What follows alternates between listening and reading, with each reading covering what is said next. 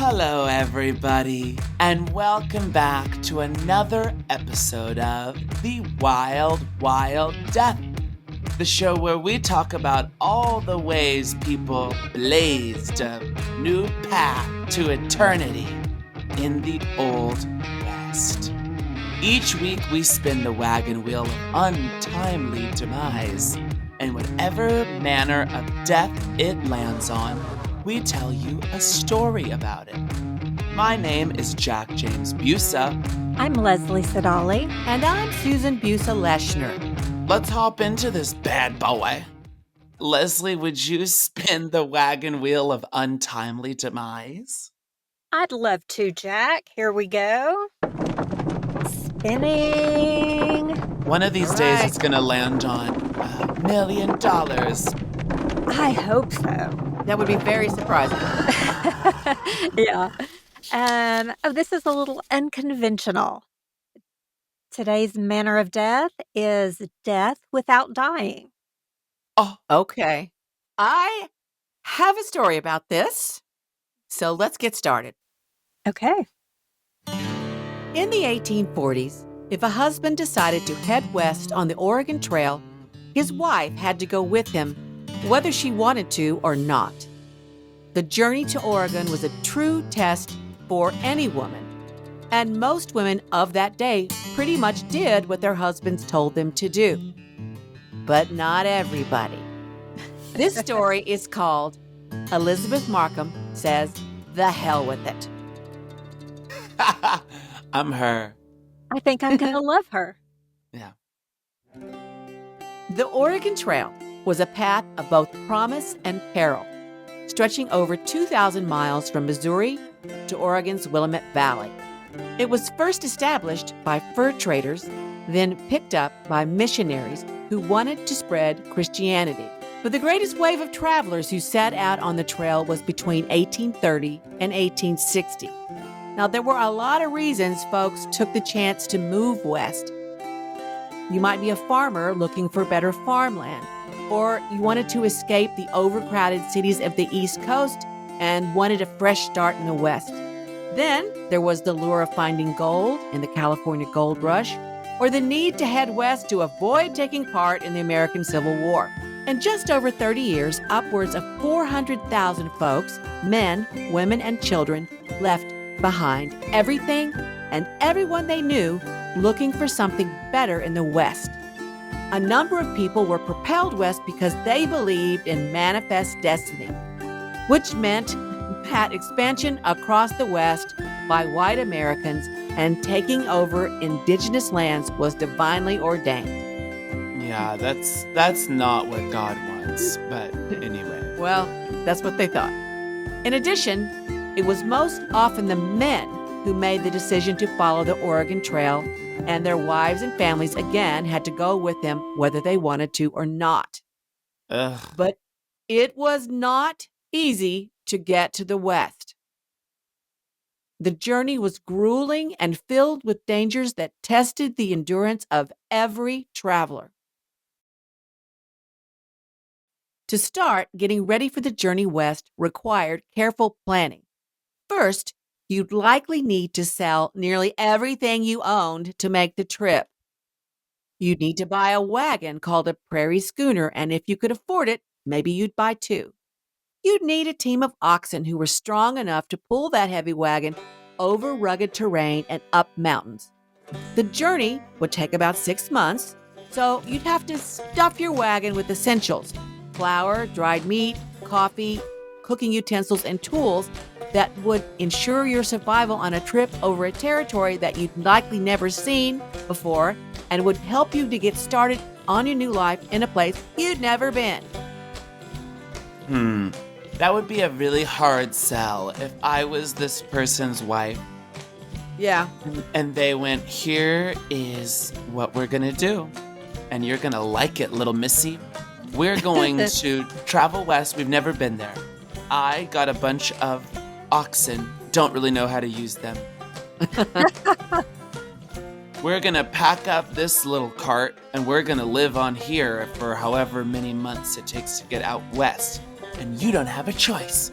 I'd go, I didn't sign up for this life. I don't want this. Because you're a dude. If you were a female, you had no rights. You could not vote. You could not own a bank account. You could not really get many jobs. You had to go. You were considered your husband's property. Chattel. Yeah. In addition to all of this, you could only take about 3 sets of clothing that you'd have to wear and struggle to find a place to wash for the entire 6 months. Does that include undergarments? Yes. Ew. It was important to make sure the wagon wasn't so heavy that the oxen couldn't pull it. So if you packed that lovely family piano, for instance, sooner or later, you'd wind up dumping it along the trail. Yeah, if someone put a piano in the back of that cart, I'd be like, have you lost your damn mind? They did it all the time. did, yeah. I only have 3 pairs of underwear. They did it all the time. So this meant that the wagons were just for hauling equipment and maybe occasionally sleeping in at night. You and your children would be walking most of the 2,000 miles it took to reach your destination.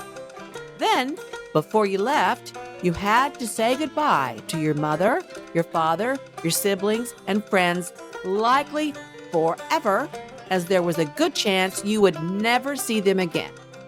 Once you set out, there was no turning back and no time to waste. Wagons took off from Missouri in April or early May at the latest and kept moving in order to get there and get settled in before snowstorms hit in the late fall. This meant that wagon trains needed to cover 15 to 20 miles a day through the harsh terrains, across rivers, and up mountains to get there by September or early October. Wow. It's a lot. It's a lot. Days on the trail began before dawn and ended at dusk. The monotony of walking for months on end was broken only by unexpected crises, wagon accidents, river crossings, and unpredictable weather. Disease was also an ever-present threat. Cholera, dysentery, and typhoid spread quickly through wagon trains, causing the deaths of children, mothers and fathers, and sometimes entire families.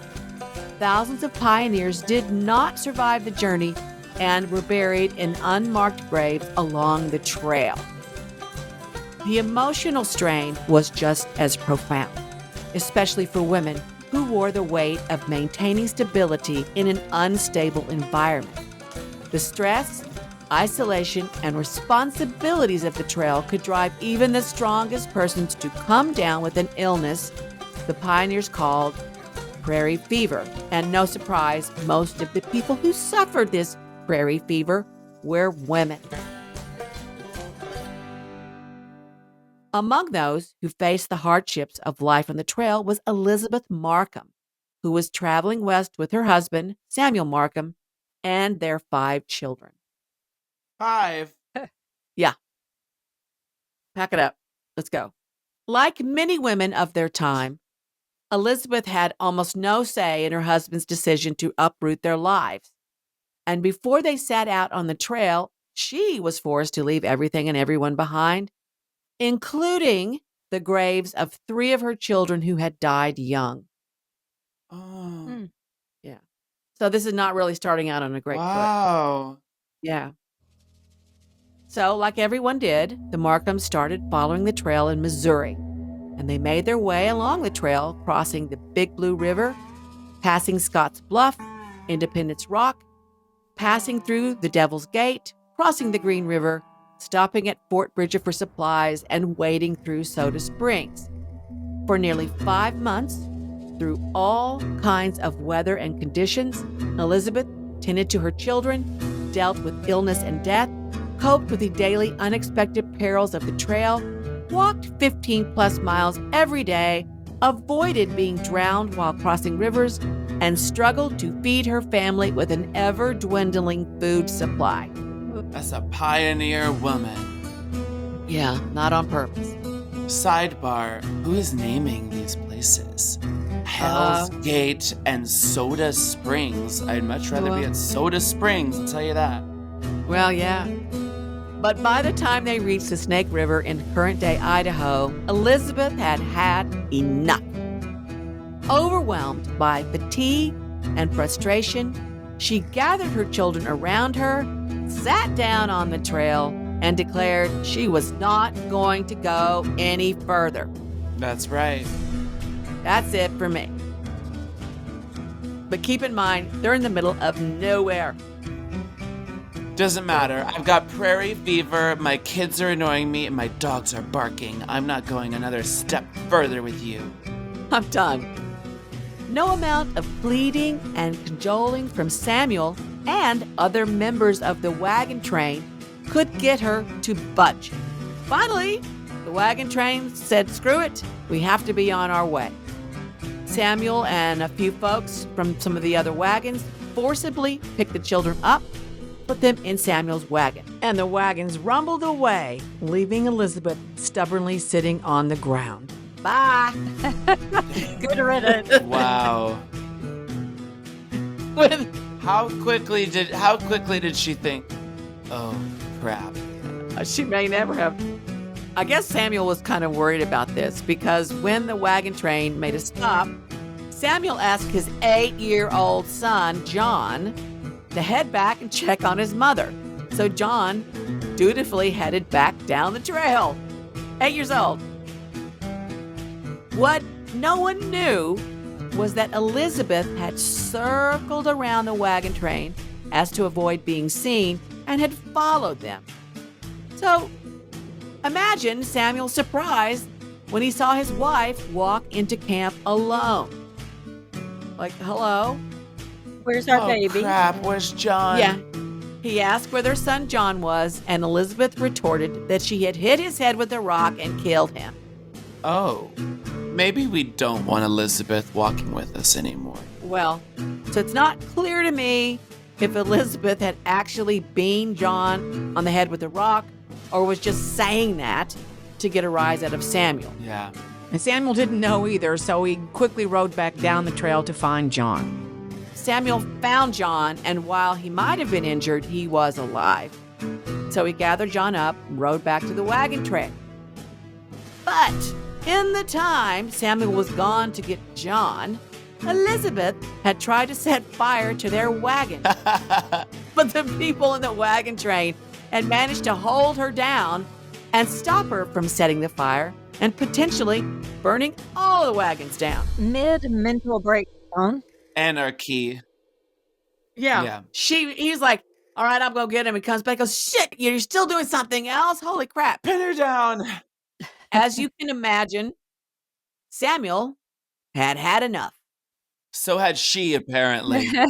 Everybody's had enough. By some accounts, he resorted to use the ox whip to force Elizabeth to move forward with the wagon train. Now, this was pretty shocking to the other families on the wagon, but I would imagine most of them were thinking, I'm glad we don't have prairie fever. Right? Yeah. Oh my goodness. Or they're thinking, she's just misunderstood. I understand where she's coming from. I don't know. Maybe some women privately thought that. I was thinking some of those women were probably quietly sympathizing. And yeah, until she might have potentially burned their wagon down, and then after that, all bets are off. Yeah, you lose credibility with arson. All right. So, what exactly is prairie fever? Now, prairie fever was a term used to describe a type of mental and emotional distress experienced by settlers, particularly women, of course, living in the remote and harsh conditions of the American prairie. Some causes of prairie fever were monotony, with the endless flat landscapes, repetitive routines, and a lack of mental stimulation. Lack of community, which is especially hard on women who had to endure childbirth, raise children, and maintain the household without any help or sometimes without any friends to talk to. The harsh environment, long winters, strong winds, and limited access to resources added to the stress. Isolation. As I've said before, many settlers left their family and friends behind to travel west And once they got there, they often lived miles from their nearest neighbor, leading to extreme loneliness. Some of the symptoms were, you're going to not be surprised to hear any of these, depression, anxiety, irritability, and in extreme cases, hallucinations or delusions, and withdrawal or detachment. Do I have prairie fever? Probably, Jack, in Manhattan. I got prairie fever. Don't put me near a match. There wasn't an official medical diagnosis of prairie fever. However, it was a very real phenomenon as a result of the emotional toll of life on the frontier. Back to Elizabeth. Despite this incident, Elizabeth and her family survived the journey. They finally reached Oregon and settled in the Willamette Valley. But Elizabeth's struggles did not end upon arrival. The mental and emotional strain of the journey lingered, as it did for many pioneers who had endured incredible hardship to reach their destination. And as I've said, women in particular had to face isolation and do everything alone, and they lacked the communal support they had once had in the East. So, after her Oregon Trail experience, no surprise, Elizabeth was not an easy person to live with. She's traumatized. Here's the thing I found interesting. Elizabeth and Samuel stayed together long enough to have 2 more children. Damn. I know. But despite this, the marriage was on life support. They were divorced around 1852. Divorced. That's incredible. Yeah, right? It's just very unusual. In 1856, Elizabeth moved with her younger children to a sheep ranch in the Mendocino Hills area of California, where Elizabeth worked hard to support their children alone, which she managed to do. She was described by one of her sons this way: "My mother was a Roman matron, a woman of power, one who could have led an army to battle." Oh, Which yes. I believe. that. Yeah. Well, she sort of did, yeah. Yeah, but there's more to her story. Eventually, she moved to San Jose, California, and on March 14th, 1880, when she was 68 years old, Elizabeth remarried. Good for her. Her wedding was reported in the March 15th, 1880 edition of the San Jose Herald. The groom was a Mr. Thomas Grimmer, age 61, and a native of England. So they had a younger man. Yeah. The paper described the happy couple this way, quote, "The bride was gorgeously arrayed and the bridegroom was just blooming. After the nuptial knot had been securely tied, Miss Lee discoursed some charming music on the organ. Then a bountiful repast was spread to which all present did ample justice. And this was followed by more music, vocal and instrumental. After all had enjoyed themselves to their utmost capacity, the numerous friends dispersed and left the happy couple in possession of the premises." End quote. We didn't bring that piano all the way from the East Coast for nothing. That's the truth. Somebody had did. one. Yeah, but this sounds like a happy ending, right? Yeah. Unfortunately, Why? after just a few months of marriage, the happy couple became unhappy and separated. Why? Was he like, hey, I've got an idea. Let's go out east? Why? I just don't think Elizabeth ever was easy to be around. No. But She's a by the diva. time these guys separated, Elizabeth's youngest son, Edwin, had become a very well-known and respected poet.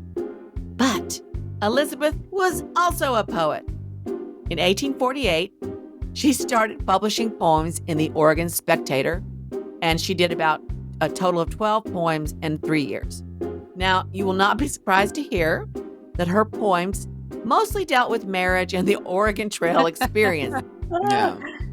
She had titles like A Contrast on Matrimony, The Departure, My Native Home, The Dream of Ambition, woman and rode to Oregon. She was pissed. I think I would like to read these poems. You can get a book of those online if you want to. Somebody collected them. But let me just tell you, in general, Edwin, the poet, his opinion of her work was that her poems weren't all that great, but she wrote a lot of them.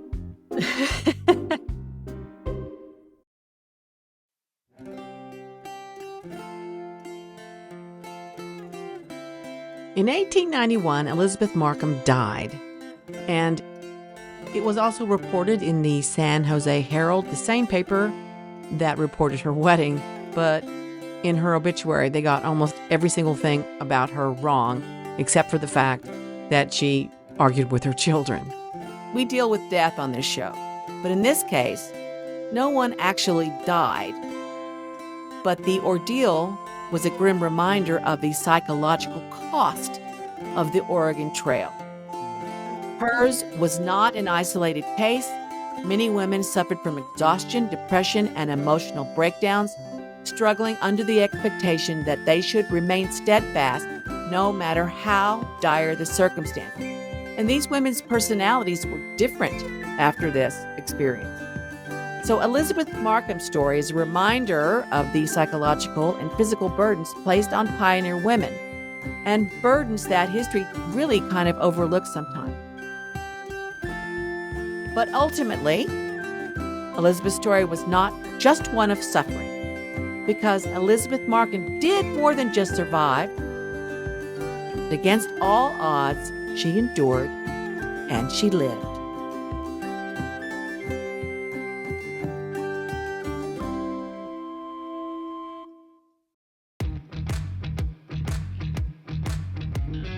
If you'd like to know more about this story, check out the links in our show notes. You can also find us on social media at The Wild Wild Death, or visit our website at thewildwilddeath.com. Thanks for listening. See you next time. Adios, muchachos. The Wild Wild Death is a production of 2222 Media.